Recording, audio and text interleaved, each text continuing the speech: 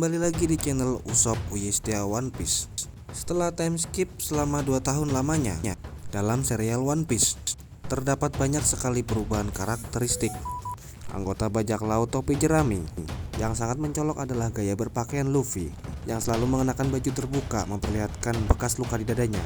Namun itu terlihat semakin keren.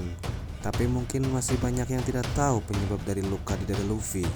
Lawan seperti apakah yang telah membuat Luffy terluka begitu parah hingga meninggalkan bekas di dadanya? Kasus pertama pada Arc Ocean Dream saat pertarungan Luffy melawan Zoro. Ya, sebenarnya ini adalah episode filler yang sebenarnya tidak ada di manganya. Ini hanya ada di animenya saja.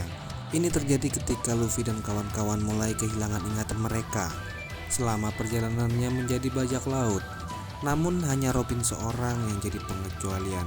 Dia tidak kehilangan ingatan karena dia tidak tidur semalaman.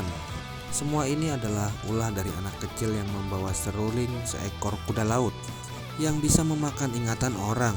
Namun Luffy bisa mengambil kembali ingatannya setelah memukul seekor kuda laut. Namun sayangnya Zoro dan Nami telah meninggalkan kapal mereka. Dan Zoro bertemu lagi dengan anak kecil itu dan berhasil dihipnotis oleh seruling kuda lautnya.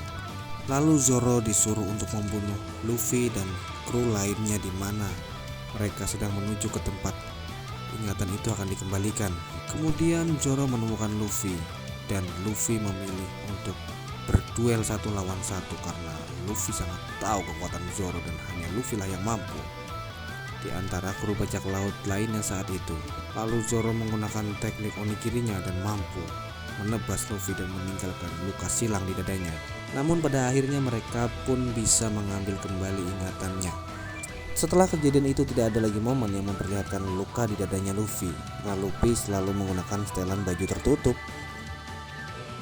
Kemudian kasus yang kedua terjadi pada Arc Marineford, yaitu pada saat Luffy mengalami depresi yang sangat mendalam karena melihat Ace, kakaknya, mati di depan mata kepalanya sendiri.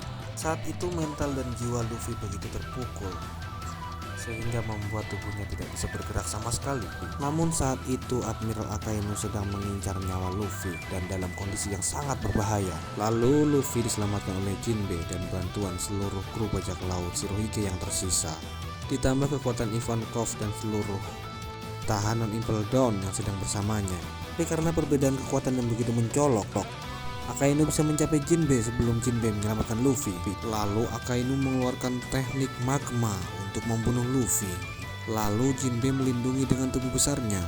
Namun serangan Akainu sanggup menembus perut Jinbe hingga membuatnya tak berdaya. Dan serangan Akainu tersebut sempat mengenai Luffy dan mengenai dadanya, sehingga menambah luka lama menjadi lebih besar. Efek panas kekuatan Akainu membuat dada Luffy menjadi terbakar. Pada akhirnya Jinbe dan Luffy dapat diselamatkan oleh banyak orang. Untung saja mereka berdua langsung ditangani medis oleh Trafalgar Law dan pada akhirnya berhasil diselamatkan. Nah, setelah time skip berlatih selama 2 tahun bersama Rayleigh, Luffy mulai mengenakan setelan baju terbuka. Namun menurut Mimin itu bikin dia lebih keren dan lebih sangar. Bagaimana menurut kalian? Apa pendapat kalian? Kalau kalian suka dengan pembahasan ini, ayo like, share, and subscribe agar Mimin makin semangat dan terapresiasi oleh dukungan kalian. Terima kasih. Berangkat berlayar.